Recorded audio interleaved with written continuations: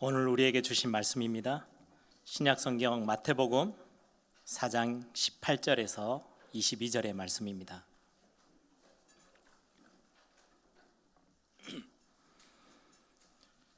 제가 봉독해 드립니다. 갈릴리 해변에 다니시다가 두 형제 곧 베드로라 하는 시몬과 그의 형제 안드레가 바다에 그물을 던지는 것을 보시니 그들은 어부라. 말씀하시되 나를 따라오라. 내가 너희를 사람을 낚는 어부가 되게 하리라 하시니 그들이 곧 그물을 버려두고 예수를 따르니라. 거기서 더 가시다가 다른 두 형제 곧 세베대의 아들 야고보와 그의 형제 요한이 그의 아버지 세베대와 함께 배에서 그물 깁는 것을 보시고 부르시니 그들이 곧 배와 아버지를 버려두고 예수를 따르니라. 아멘. 이 시간은 우리 복음의 인생이라는 제목을 가지고 우리 뉴욕 세계력교회 장병찬 목사님께서 말씀을 증거해 주시겠습니다. 최고응답 누리는 시간 되기를 바랍니다. 여러분 뵈니까 반갑습니다. 제가 2년 반 만에 이렇게 온 것 같습니다. 오늘 우리에게 주신 또 하나님의 말씀을 통해서 저와 여러분이 또 풍성한 은혜와 또 우리 영혼이 기뻐 뛰는 그런 축복의 시간이 되기를 주의 이름으로 축원합니다. 옆에 분하고 한번 인사합시다. 여러분 지상 최고의 자리에 앉으셨습니다.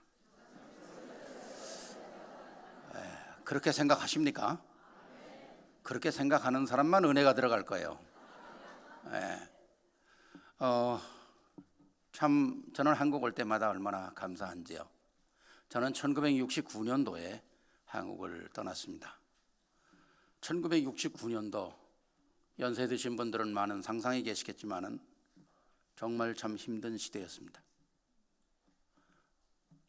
입을 것도 먹을 것도 어떻게 살아가는지도 참 힘든 그런 시대에 제가 한국을 떠나게 됐습니다.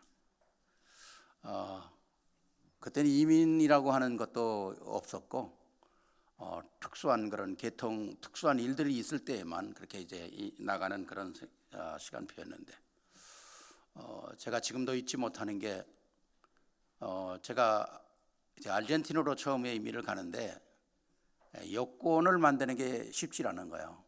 그때는 한국의 여권도 그렇게 완성이 되지 않은 때고 또 여권을 어디서 취급하는지도 모르는 그런 때였습니다. 그래가지고 그때 보건사회부에서 이제 여권을 만들었는데 여권을 만들어 가지고 그때는 김포공항이죠. 김포공항에는 조그만 기와집 하나 있었거든요. 그리고 비행기는 제 마당 한가운데 서 있고 그러니까 이제 혹시라도 나가는 사람이 있으면 비행기 뜰 때까지 손은 들고 울어야 되는 그런 발코니 같은 데 서서 그런 참 어려운 시대였는데 제가 공항을 나가는데 그때는 이제 한국을 떠나는 사람들이 많지 않았고 또 우리 한국 사람들은 그 민족성이 강해가지고 한국 나가는 사람들은 마치 한국을 버리고 도망가는 그런 배신자 아니면 뭐 도망자 이런 식으로 취급이 됐을 때였어요. 그래서 제가 여권을 그 이민관에다 이렇게 내미니까 여권이 몇 장 되지도 않아요. 석 장, 넉 장밖에 안 되는 그런 종인데도 그 사람이 뒤지락 하고 계속 도장을 안 찍고 들춰보는 거예요.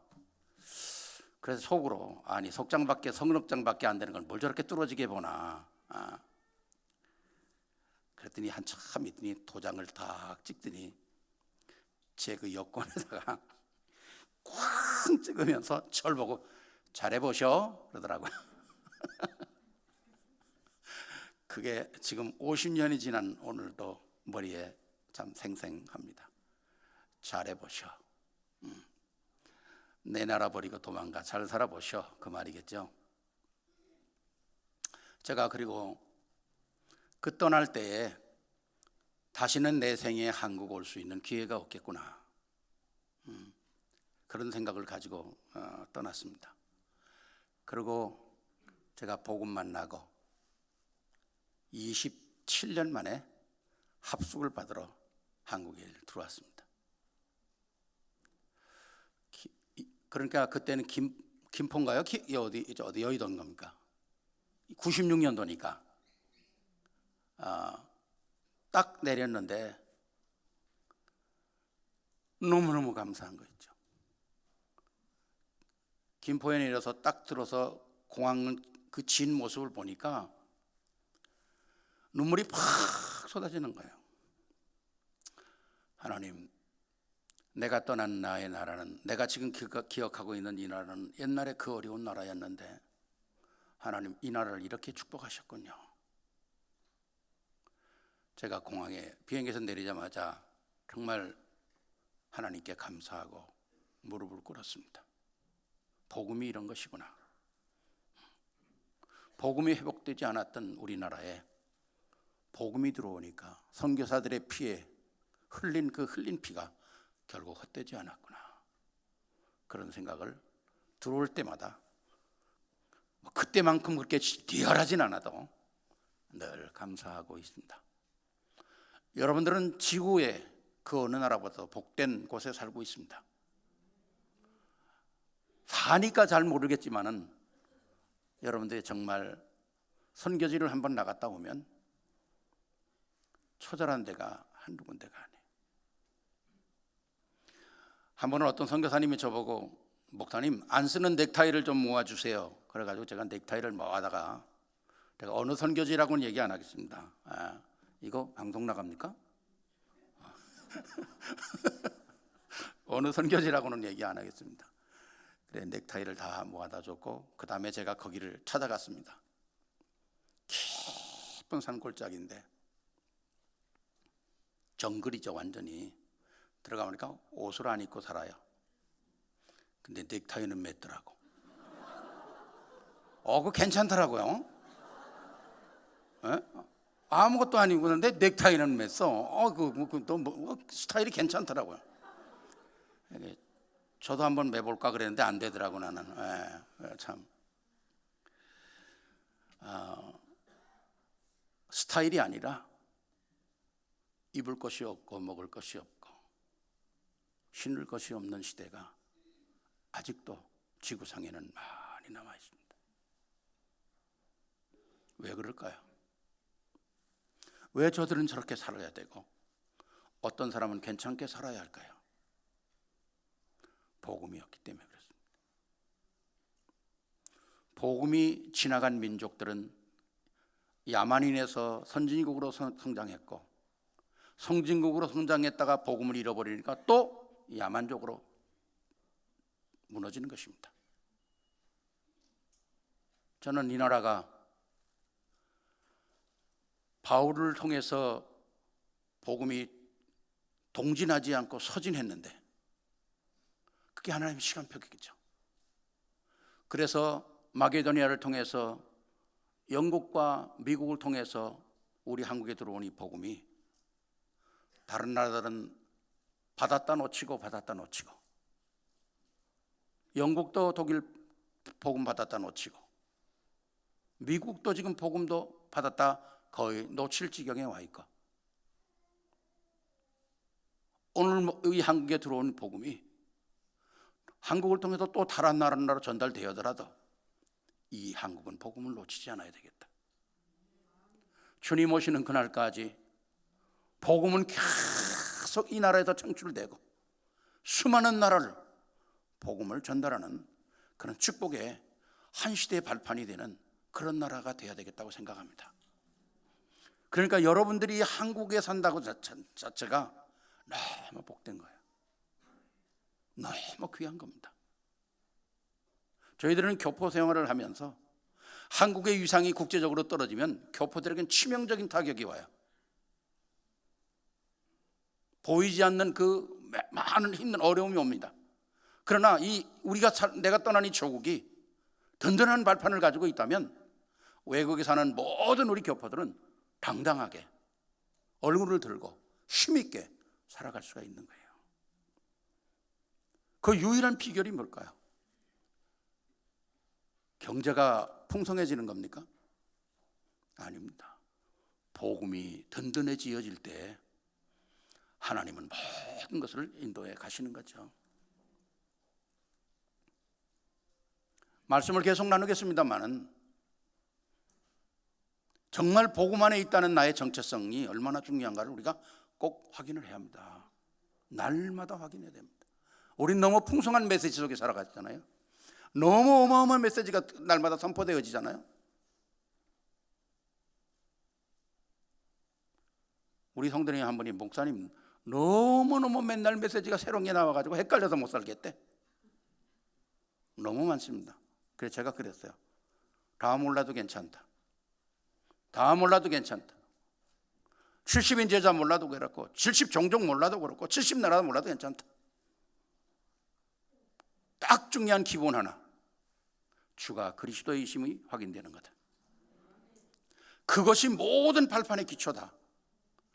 성경에 보면 그 한마디에 그리스도가 놀래고 하나님이 놀래고 그 말 한마디에 하나님이 모든 칭찬을 다 하셨다. 그 고백 속에 교회를 세우겠다 하시고 흑암이 무너지겠다고 하시고 너의 기도의 응답이 이루어지겠다고 말씀하셨다. 그거 외에 무엇이 그렇게 중요하냐?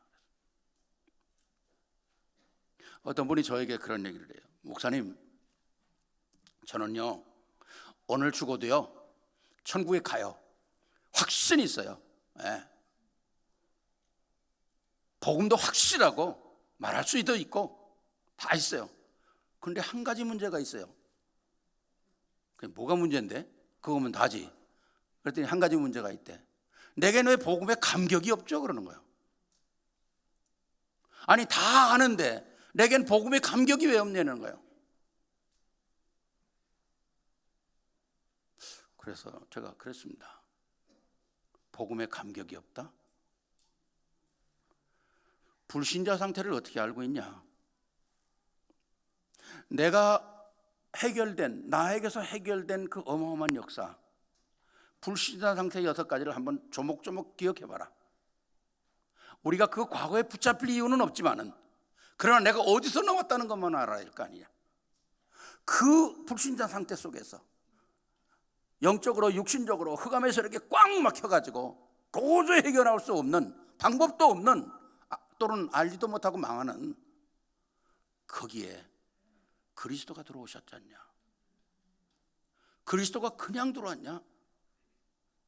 성삼위의 은혜로 말미암아 하나님은 우리를 구원 계획 세우시고 성자 하나님은 십자가에서 모든 구원을 완성하시고 성령은 내게 그것을 프루브시키고 그리고 그 어마어마한 처절한 상태에서 건져냈지 않냐? 망하는 데서 건져냈다. 죽는 데서 건져냈다.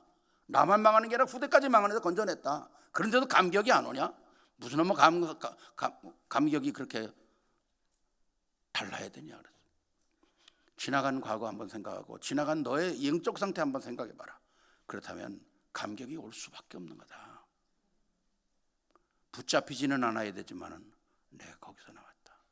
요한복음 8장 44절. 제가 딱 똑바로 외워라.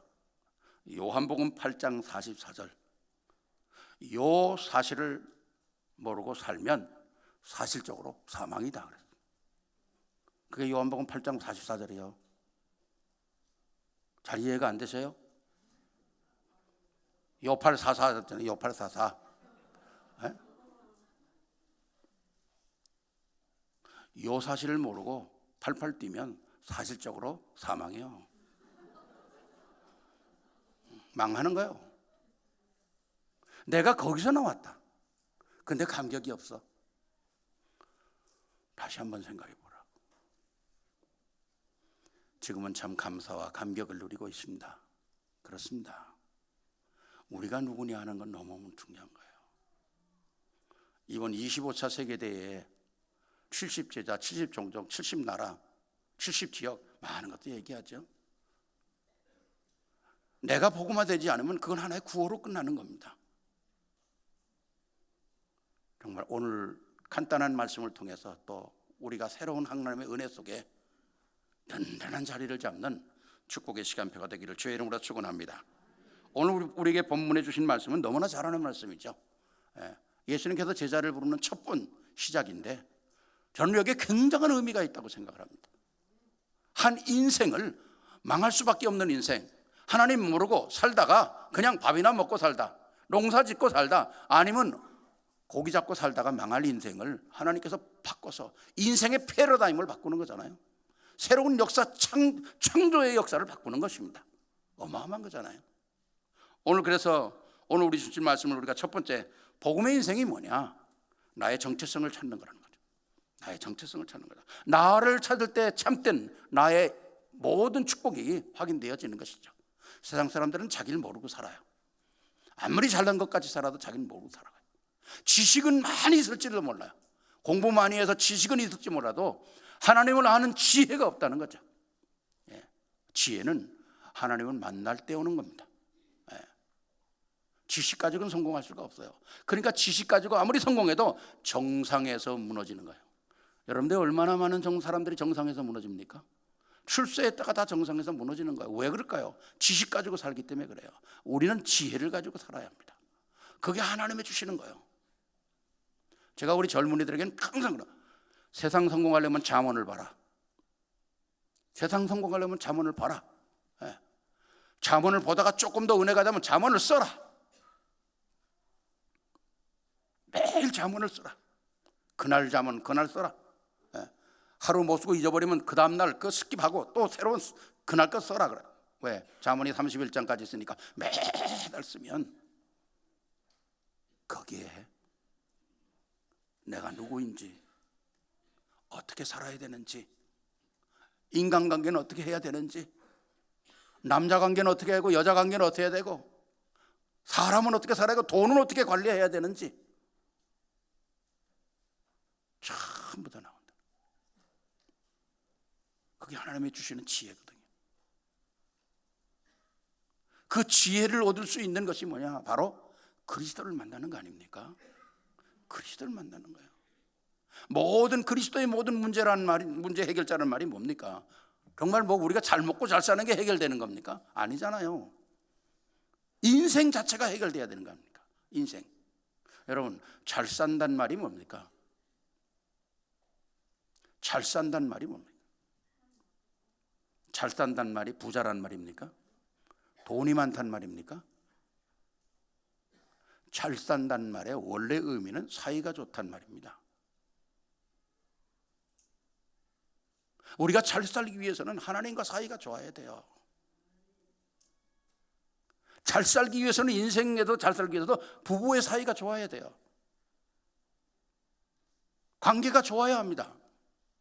성도의 관계가 좋아야 돼요. 그게 잘 사는 거예요.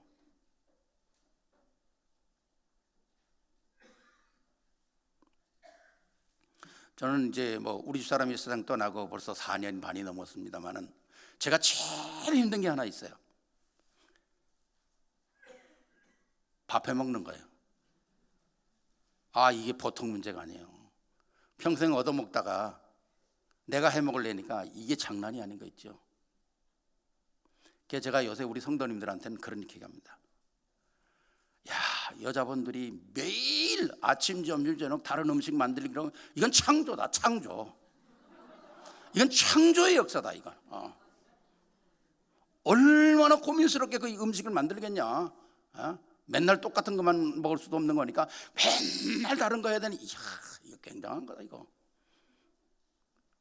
한번 우리 집사님이, 제가 바쁘니까 우리 집사람이 음식을 해놓고, 여보 저녁 식사하세요. 그러니까 얼른 먹고 나 또 일을 해야 되잖아요. 근데 우리 사람, 내가 밥을 얼른 먹고 일을 하려고 그러니까, 일어나려고 그러니까 우리 사람이요, 나를 이렇게 쳐다보고 있는 거예요.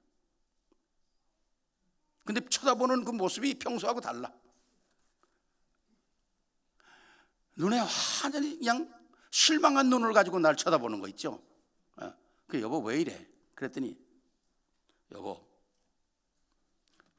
좀 심각하게 좀 들어달라는 거죠. 그래서 얘기하라고. 내가 당신을 위해서 2시간 동안 서서 열심히 준비했는데 10분 만에 먹어치우면 어떡해?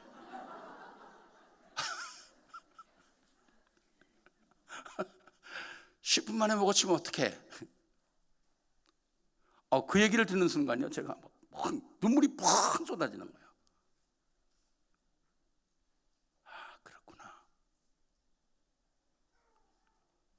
내가 바쁘다는 것 때문에 귀한 일들을 다 잃어버리고 사는구나. 그래서 그때부터는 밥을 1시간씩 앉아서 먹는다. 얼마나 감사한지. 그 내가 우리 성도님들의 남자분들한테 그러거든. 밥 먹기 전에 아내한테 엎드려 절하고 먹어라. 얼마나 귀한 일이냐, 얼마나 축복된 일이냐. 그거 하나 간단한 것만 해도 아마 가정에 얼마나 아름다운 일들을, 참 아름다운 교제, 아름다운 축복이 보여지고 자녀들에게 아름다워지고. 제가 어떤 목사님한테 그런 얘기를 했더니 그 목사님이, 목사님, 내가요 우리 집 침실이 2층에 있거든요. 목사님이 그 얘기 듣고요, 내가 밥도 참 감사하고 먹지만요, 아침마다 내가 우리 와이프한테 특별한 서비스를 하는요, 2층에서 내가 우리 와이프를 안고 내려와요 그러더라고. 이야, 멋있다 그래서. 멋있다 그래서. 뭐 자존심 상하십니까? 뭐 끝까지 해야 됩니까? 해야 합니다. 그래야 가정이 사는 거예요. 그래야 자녀들의 모습 속에, 야, 멋있다, 우리 아버지 너무 멋있다, 우리 엄마 너무 멋있다, 그게 각인되는 거예요. 자녀들 속에. 또 그렇게 사는 겁니다. 봐야지 하는 거예요. 가르쳐도 되는 게 아니라 봐야 하는 겁니다.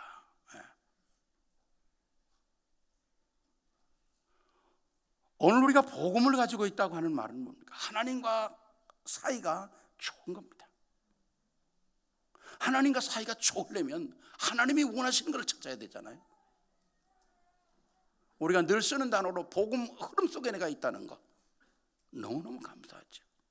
오늘 말씀 보니까 고기나 잡고 평생 그거 살 사람을 주님이 찾아오셔서 부르셔서, 야, 고기만 잡는 게 아니라 넌 사람을 잡아라, 사람을 찾아라. 인생의 새로운 역사의 패러다임을 바꿔라. 이게 창조의 역사 아니겠어요? 오늘 베드로가 그리스도를 만나니까 얼마나 축복된 사람으로 바뀝니까? 생각도 바뀌고 삶도 바뀌고 사명도 바뀌고 다 바뀌는 거죠. 오늘 모든 인생을 하나님께서 이렇게 찾기를 원하셔요.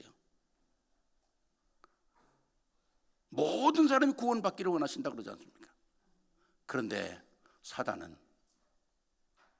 전문사역이 이게 복음 못 받게 하는 거잖아요.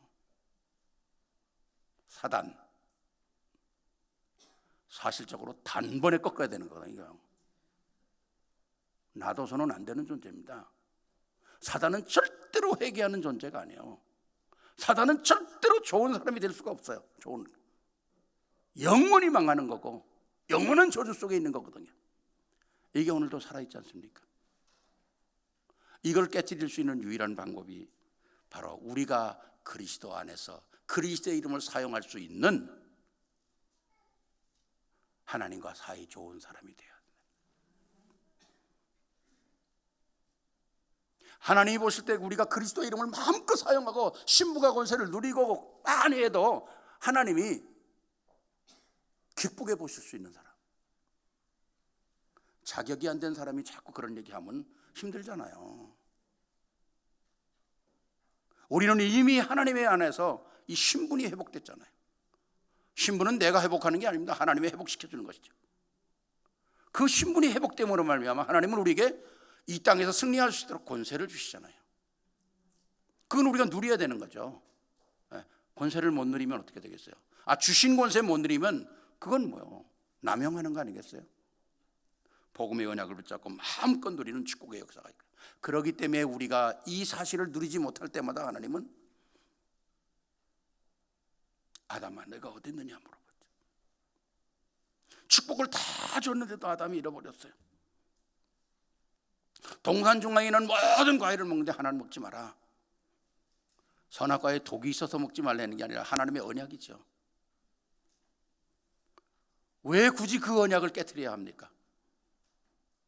사단이 왔을 때 사단의 말 한마디에 단번에 무너져 버리고 말았잖아요. 아담과 하와가 단번에 무너졌어요. 그건 뭘 얘기합니까? 아담과 하와의 심령 속에 하나님의 언약, 사도행전 창세기 2장 17절이 각인이 안 됐다는 거죠. 왜 먹지 말라는지도 이유도 몰랐고 사단은 교묘하게 속이는 거 아닙니까? 너 눈이 밝아질 거야. 너 선악을 알게 돼. 죽지도 않아. 마지막에 뭡니까? 너 하나님같이 되는 거야. 아주 논리적이죠. 설득력 있죠. 사단이 하는 짓이 그런 겁니다. 거기에 단번에 무너진 거예요. 아담과 하와가 선악과를 따먹으로 말미암아 내 오고 오는 모든 후대에 이런 저주가 온다고 생각했다면 안 먹었겠죠. 그러나 하나님의 언약이 아담에게 각인이 안 됐기 때문에 먹은 거죠. 결국 그의 창세기 3장 문제가 영원한 저주로 오는 거 아닙니까? 그 언약을 그리스도가 회복하셨다는 겁니다. 오늘 우리는 항상 내가 어디 있느냐 확인해야 합니다. 엘리야도 어마어마한 하나님의 축복을 누리고 바알과 아세라를 850명을 갈멜산에서 영적 전쟁에 실제적인 전투에 승리하잖아요. 그럼 굉장한 거 아닙니까? 아마 그 힘이 그래도 어느 정도 갈 텐데 아니요. 그 다음날 무너졌어요. 아합의 와이프 이세벨, 이름도 이상하죠. 이세벨. 이 세상에서 벨난 여자가 그 여자예요. 그 여자는 살기도 이상하게 살았지만 죽기도 이상하게 죽었어. 박수 치는 사람이 있네. 아니 이세벨이 엘리야가 자기의 선지자들을 다 죽였다는 말을 듣고 무슨 각오를 합니까? 내가 엘리야를 죽이기 전까지는 난 살 의미가 없다. 다 그러더라고. 난 살 의미가 없다. 저걸 죽여야 된다. 그 말 한마디에 엘리야가 완전히 넉다운된 겁니다. 광야로 그냥 도망가 버리고 마는 거예요. 이해가 안 되잖아요. 그 어마어마한 말하면 장군인데 아니 바알과 아세라 선지하고 싸울 때 무슨 엘리야가 칼 들고 싸운 거 아니잖아요. 여러분 생각해보세요. 아니 기도하니까 불이 떨어졌다니까. 스타워즈가 일어났다니까요.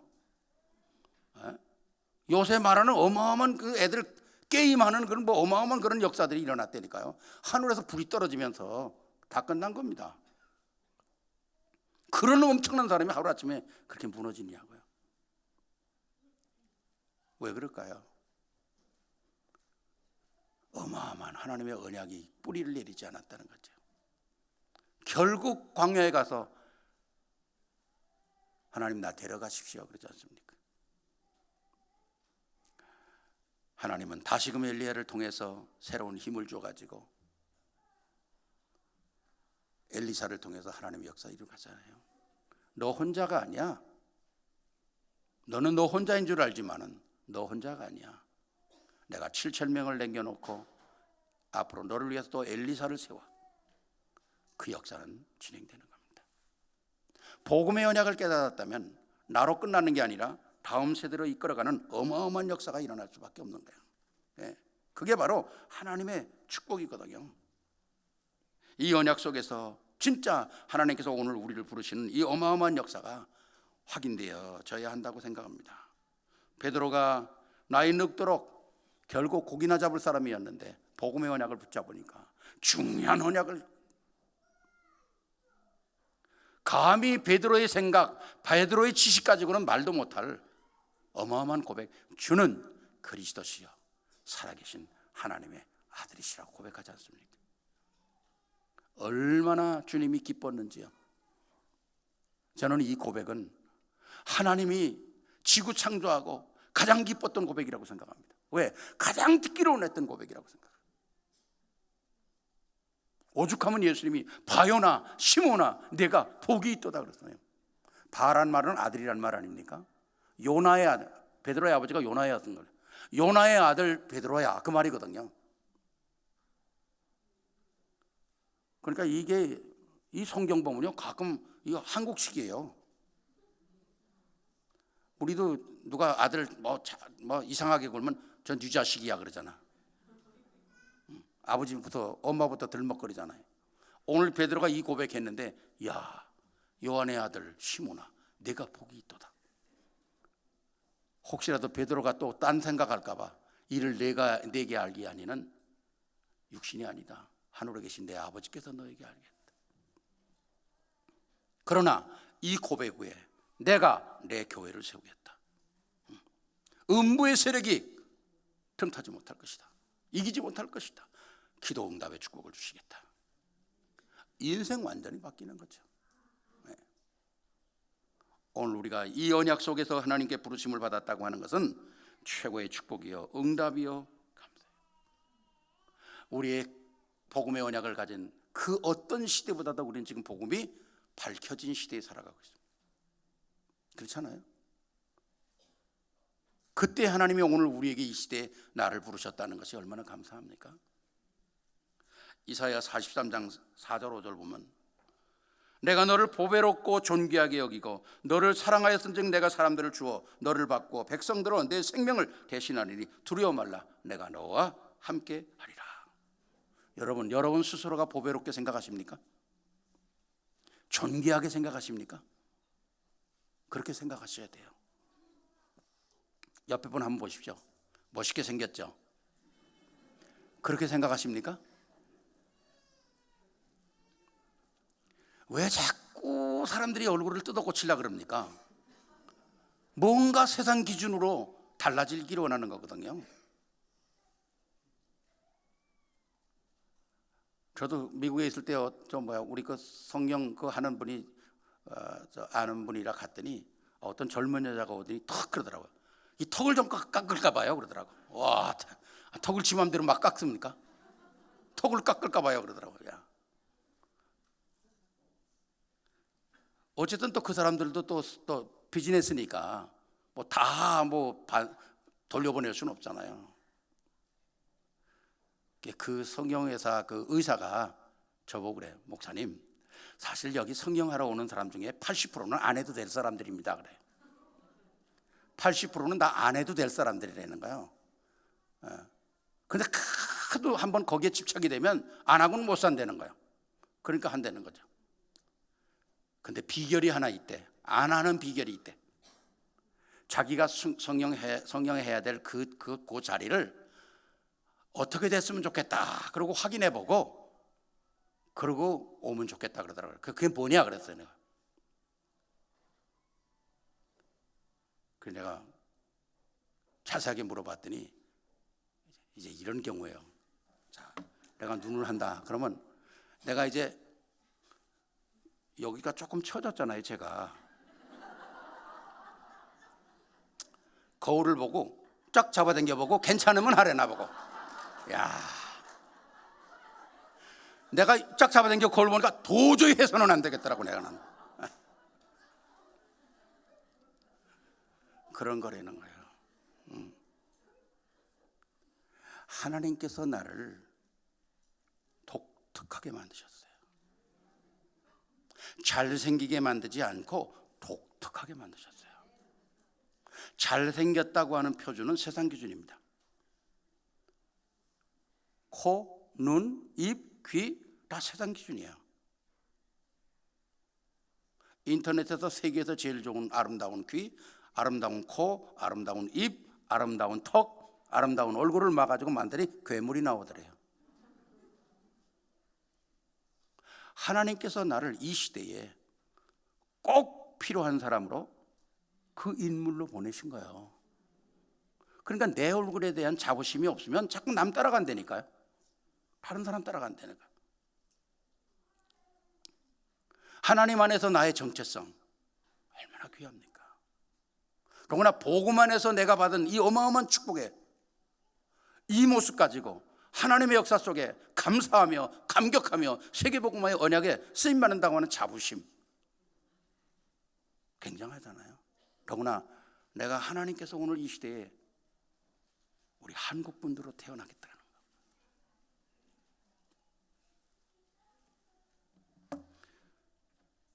저는 시간이 갈수록 한국 사람이라는 게 너무너무 감사해요.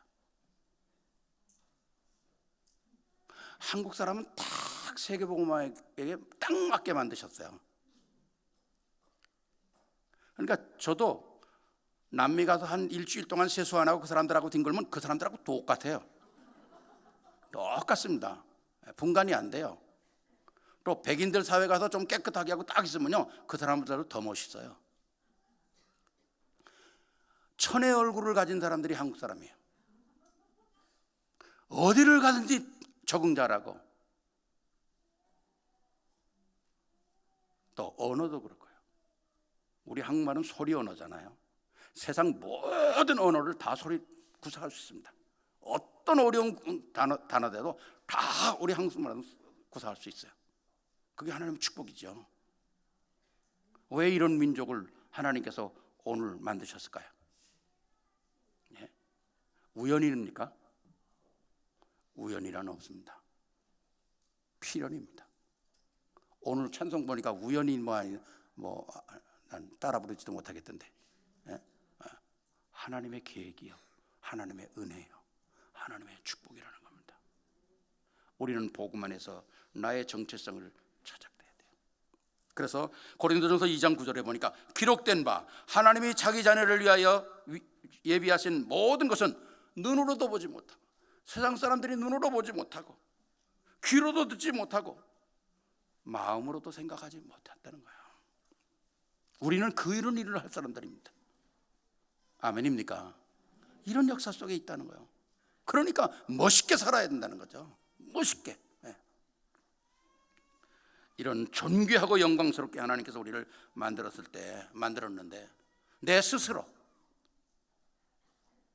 잘못 생각한 일이 없기를 바랍니다. 네. 최고의 축복을 누리는 여러분들이 되시기를 바랍니다. 두 번째, 복음 인생은 복음의 비밀을 찾은 사람들에게 하나님은 그 후대를 축복하십니다. 그 후대를 축복하셔요. 저는 이 후대를 축복한다는 말이 내 자식, 네 자식 그런 걸 얘기하는 게 아니에요.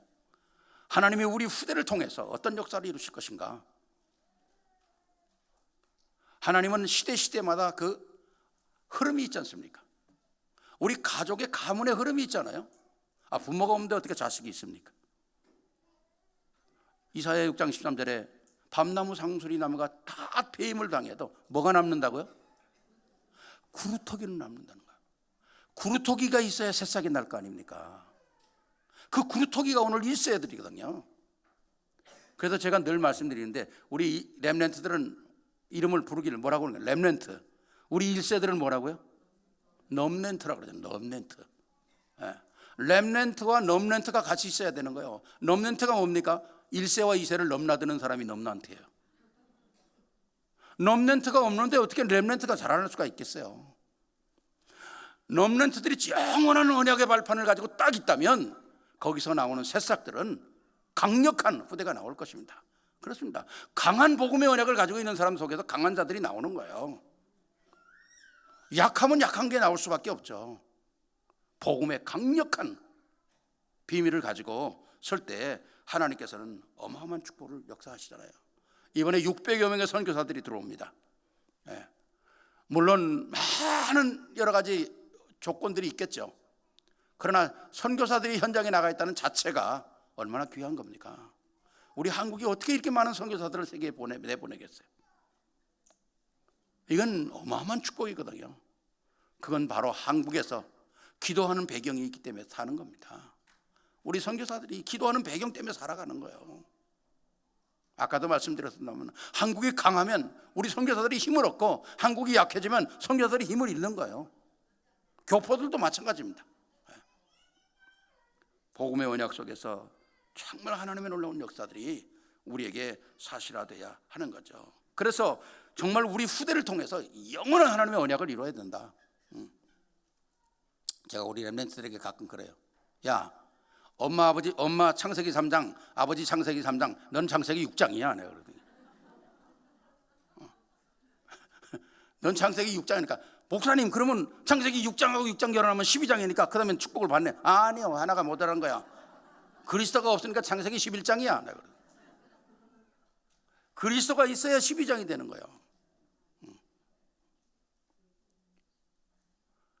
해외에, 물론 국내도 그렇습니다만 해외에 우리 선교사님 자녀들이 이제는 커서 변호사로 정치 안에 많은 일들 속에 지금 들어가기 시작합니다. 감사한 일이죠. 그런데 저들이 복음 안에서 복음 가진 정치, 복음 가진 경제인, 복음 가진 의사 된다면 얼마나 귀한 일들이 일어나겠어요. 저는 저희 딸이 에스더도 있지만 이제 둘째가 엘레나인데 국민학교 선생을 벌써 26년째 해요. 근데 항상 낙제한 애들만 데리고 그 공부를 가르쳐요. 그래서 제가 그러죠. 야, 네 친구들은 다 교장도 되고 교감도 되고 뭐 다 그러는데 넌 항상 뭐 애들만 가르치냐? 좀 너도 좀 교감도 되고 뭐 좀 그래라. 그러니까 나보고는 아빠 나는 싫어. 난 그런 거 싫고 애들하고 직접 만나서 대화하고 이러는 게 좋아. 그래, 그것도 참 좋지만은 그래도 야 몇십 년이 지금 흘렀는데 그래도 뭔가 뭐가 돼야 될 거 아니냐? 그랬더니 자기는 애들 만나는 게 좋대. 그러면서 낙제한 아이들 4학년, 5학년 이제 학교 끝나면 모아놓고 이제 걔네들 가르치는 거예요. 가르치면서 지가 복음이 있다 보니까 야, 넌 할 수 있어. 그걸 영접도 시키고, 그래가지고 챌린지를 주는 거죠. 그래서 월반 시키는 거예요. 하루는 눈이 이렇게 뚱뚱 부어가지고 왔더라고요. 그래서 가슴이 철렁한 거예요. 오늘 또 무슨 일이 있었나. 그랬더니 이제 우리 딸내미가 그러는 거야. 아빠, 오늘 내가 왜 울었는 줄 알아?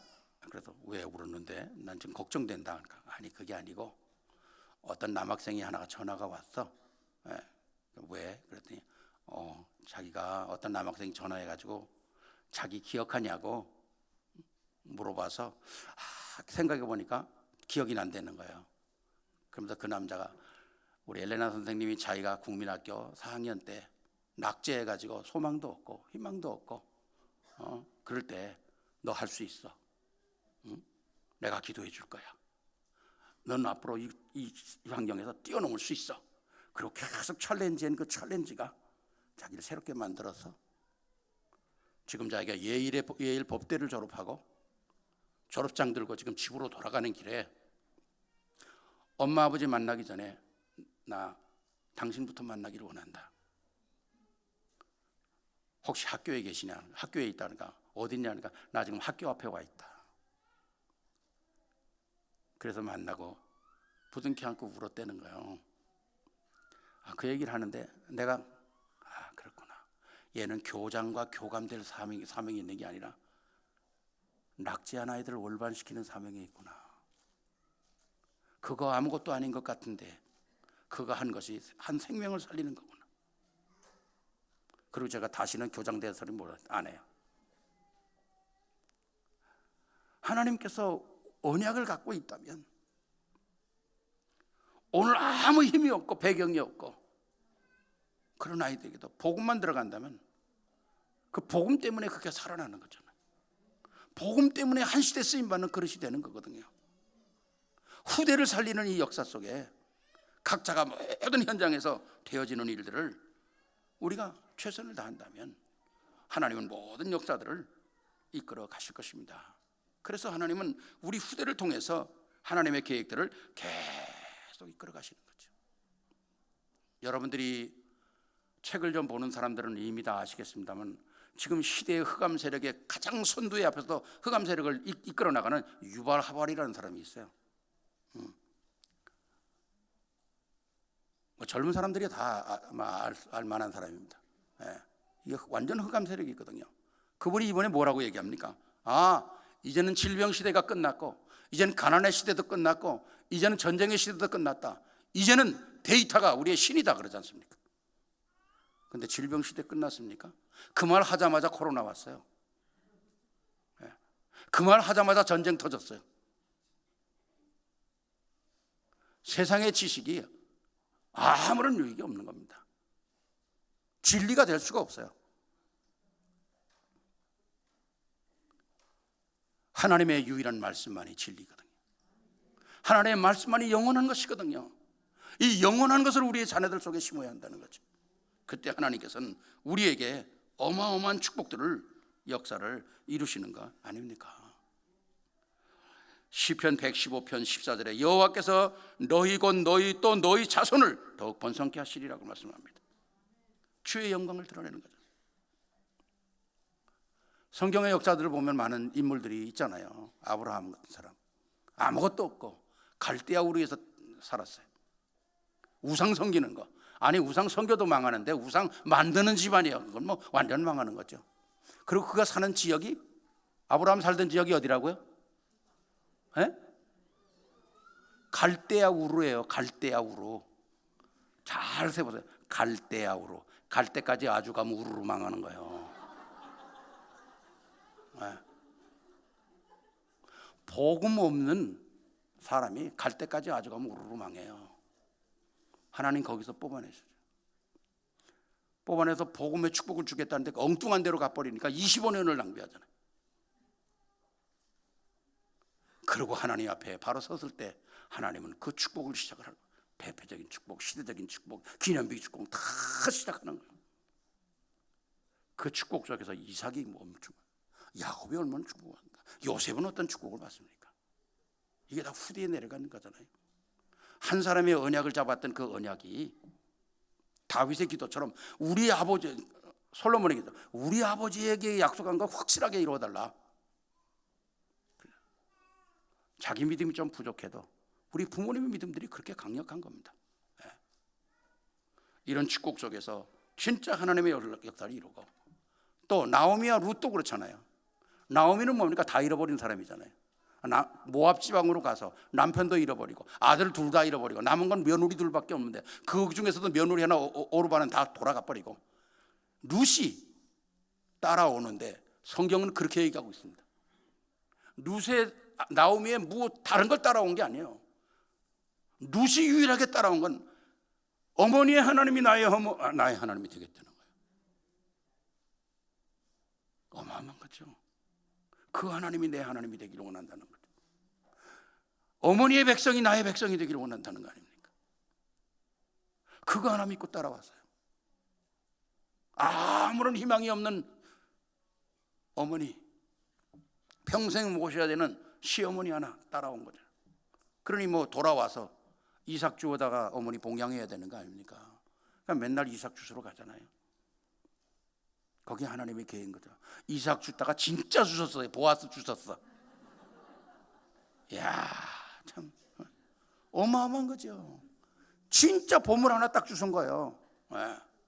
그거 딱 주시니까 보아스하고 룻에서 오벳이 나오죠. 이새가 나오죠. 다윗 왕이 나오는 거잖아요. 이게 우연이 아닙니다. 하나님의 계획이거든요. 완전한 하나님의 역사 속에서 쓰임을 받을 수밖에 없는 거죠. 사무엘과 다윗도 그렇고 다윗과 솔로몬과 그렇고 바울과 디모데도 다 그런 거 아닙니까? 믿음의 후대를 통해서 하나님의 어마어마한 역사들을 이루어나가는 축복, 나에게 그치는 게 아니라 나를 통해서 흐르는 하나님의 역사가 계속 지속되도록 축복의 문들이 열리는 여러분들이 되시기를 주의 이름으로 축원합니다. 세 번째는 복음 인생은 뭐냐? 세계 복음화를 위해서 경제의 축복을 한다는 거죠. 여러분, 대가 아무리 돈을 움켜쥐려고 그래도 돈이 다 손가락 사이로 빠져나가요. 저는 어렸을 때 우리 할머니가 병찬아, 너는 주의 종이 돼야 돼. 너는 이 집안의 장손이야. 그리고 대한민국에 복음이 처음 들어왔을 때 할머니가 복음 받고 넌 첫 손주야. 넌 주의 종이 돼야 돼. 그래, 그때 제가 뭐라 그랬잖아요. 나 그딴 거 안 해 그랬거든요. 나 그딴 거 안 해.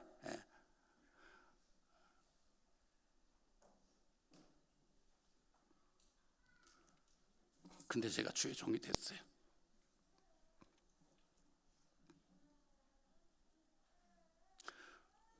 부모들의 기도가 어쩔 수 없이 하나님 붙잡고 있는 겁니다.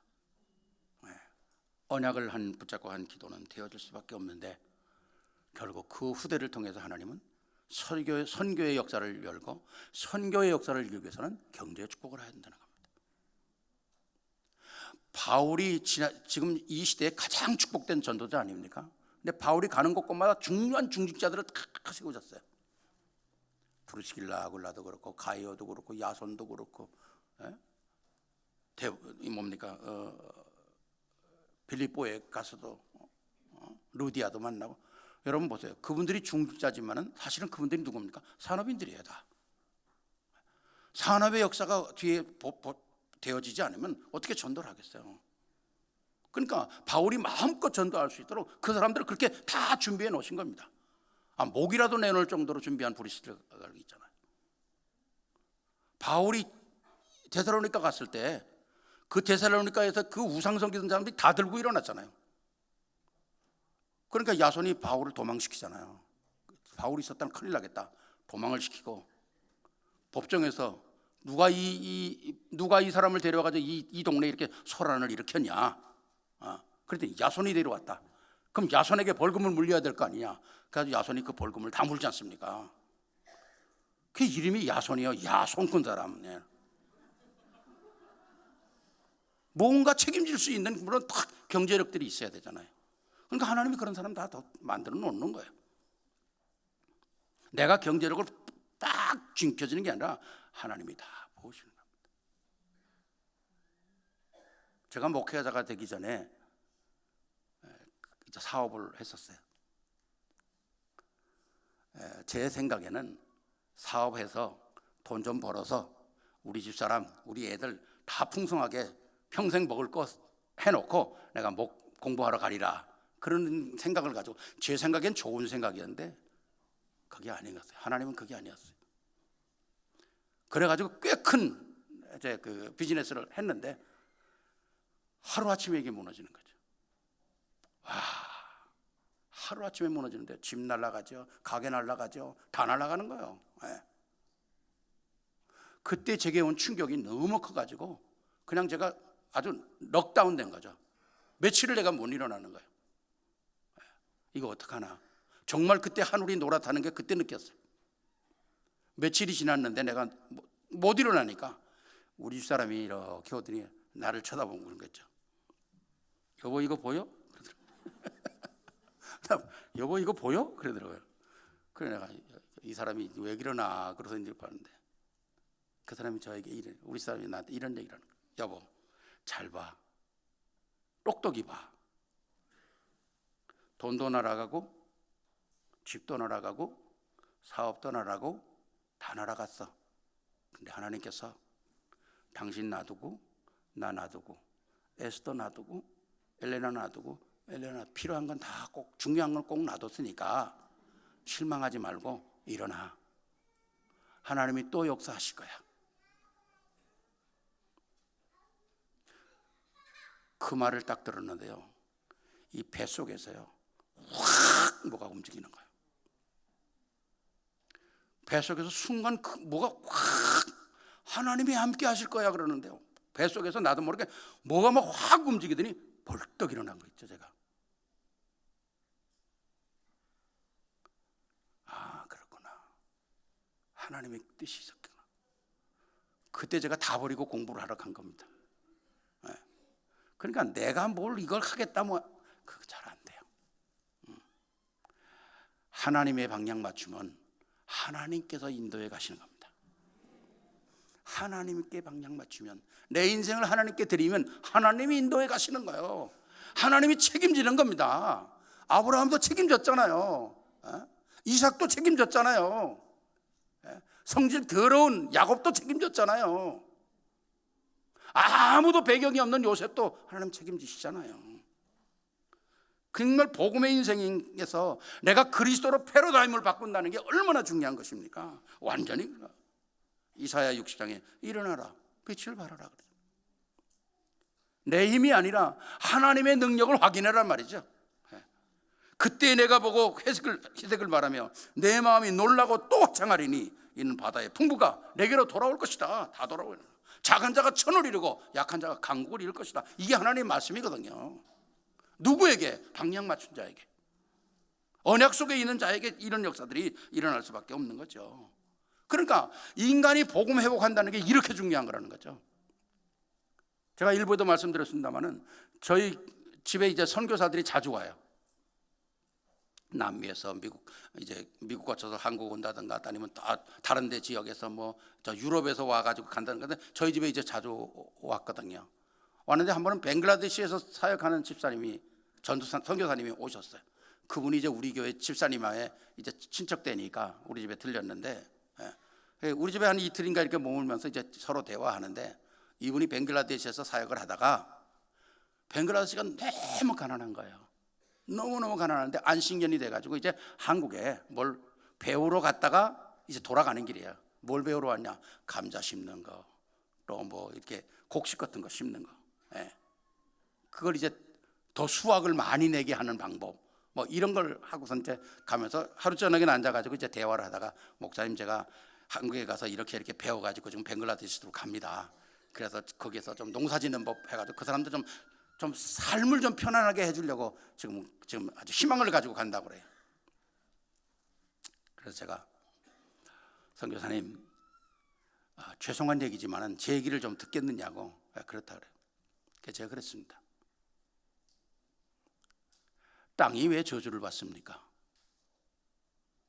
땅이 나빠서 그럴까요? 저는 그렇게 생각하지 않습니다. 땅이 저주를 받는 이유는 사람이 저주를 받기 때문에 그렇습니다. 사람이 하나님을 모르고 우상을 섬기면 사람이 저주를 받고, 사람 때문에 땅이 저주를 받는 거예요.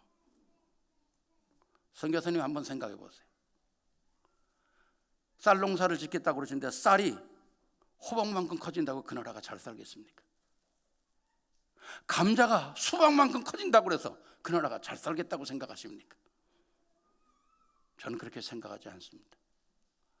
사람이 하나님을 만나서 복음의 사람이 된다면 하나님은 그 복의 사람을 축복하시고 복의 사람 때문에 땅이 축복을 받는 겁니다.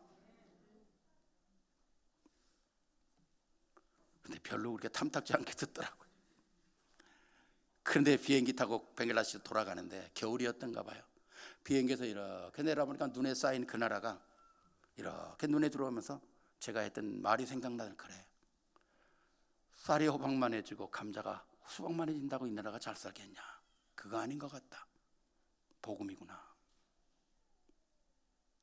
그 다음부터 이제 좋은 연결이 돼서 복음이 계속 연결되는 게 너무 감사하죠. 그렇습니다. 복음이 회복돼야 경제가 회복되고, 창세기 3장 27절 하나님의 형상이잖아요. 아무나 하나님의 형상이 됩니까? 언약만 가지고 있어야 하나님의 형상이 되죠. 하나님의 형상이 된 사람은 또 뭔가 이 땅에서 승리할 수밖에 없어요. 왜? 우리는 보통 사람하고 다 숨 같이 쉬어요. 우리도 숨 쉬고 불신자도 숨 쉬어요. 근데 우리는 또 하나의 세상 사람이 모르는 쉼이 있어요. 그게 생기라는 겁니다. 하나님의 생기가 우리에게 들어오는 거예요. 세상 사람들이 전혀 인식을 못하는 하나님의 생기가 우리에게, 우리는 그거로 숨을 쉬는 거죠. 그래야 에덴 동산이 회복되는 거 아닙니까? 왜 에덴 동산이 회복된다고 생각합니까? 세계복음의 경제력이 회복되었잖아요. 저는 아침에 일어나서 이제 기도를 하는데 그냥 누운 채로 합니다. 누운 채로 아침 기도를 그냥 침대에서 누워서 그냥 하는데, 왜 기도하냐? 서서 이렇게 기도를 하면요, 호흡이 더 이상 들어가질 않아요. 여러분 한번 해보세요. 이 갈비뼈하고 횡격막 때문에 숨을 더 이상 쉴 수가 없어요. 한계가 딱 오는 거죠, 금방.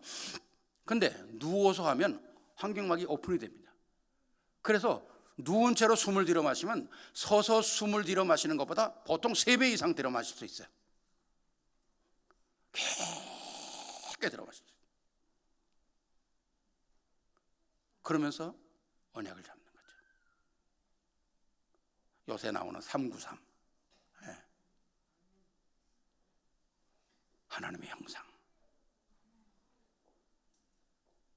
어마어마한 거잖아요. 보좌의 축복. 시공간을 초월하는 거. 나의 모든 현장에 하나님의 역사들이 일어나는 거. 이 언약이 있게 하옵소서. 전 누워서 쭉 그렇게 돼요. 내뿜면서 모든 흑암이 결박하는 거예요. 하나님의 역사를 계속 누린다는 것 얼마나 축복인지 몰라요. 물론 우리가 기도의 자세는 다 다르겠습니다만 하실 수 있는 분들은 하시면 좋겠습니다. 풍성한 복음을 들여 마시고 모든 흑암을 꺾어버리고 그리고 나의 정체성을 발견하는 거죠. 그렇다면 하나님께서 여러분에게 어마어마한 축복들을 허락하시게 될 것입니다. 그리고 여러분들은 믿음의 선진으로 세워지게 되는 거 아닙니까? 아까도 말씀드렸지만 브리스길라 아굴라가 다 그런 축복받았고 가이오가 그런 축복을 받았고 모든 사람들이 축복을 받았습니다. 하나님께서 고린도후서 9장 8절에 하나님이 능히 모든 은혜를 너희에게 넘치게 하사 너희로 하여금 모든 일에 항상 모든 일이 넉넉하여 모든 것을 넘치게 하도록 하시겠다 그랬습니다. 이런 축복이 사실화되기를 바랍니다. 그래서 진짜 참된 고백이 날마다 예수는 그리스도라는 고백이 너무 많이 해서 감격이 떨어집니까? 그렇지 않죠.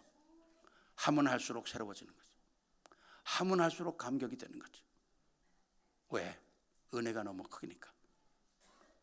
오늘 예일교회 여러분들 정말 복음의 인생 속에서 하나님이 주신 모든 축복을 찾아 누리고 그리고 한 시대에 언약을 성취해가는 교회여 개인이여 후대가 되기를 주의 이름으로 축원합니다. 우리 영광의 박수 한번 돌리실까요? 하나님께 기도하시겠습니다. 사랑의 아버지 하나님 감사합니다. 오늘도 주신 귀한 은혜 가운데 우리의 정체성을 발견하며 복음의 인생이 무엇인가를 확인하도록 은혜 주심을 감사합니다. 주님, 우리 예일교회 모든 성도들 언약 잡고 하나님 앞에 귀하게 쓰임받을 수 있도록 하나님의 축복의 문을 여시고 하늘의 문을 열어 주시옵소서. 그리고 우리에게 주신 후대들이 복음 안에서 모든 현장에 언약을 가지고 승리할 수 있도록 은혜의 은혜를 더하여 주시옵소서. 우리 주 예수 그리스도 이름으로 감사하며 축복하며 기도하옵나이다. 아멘.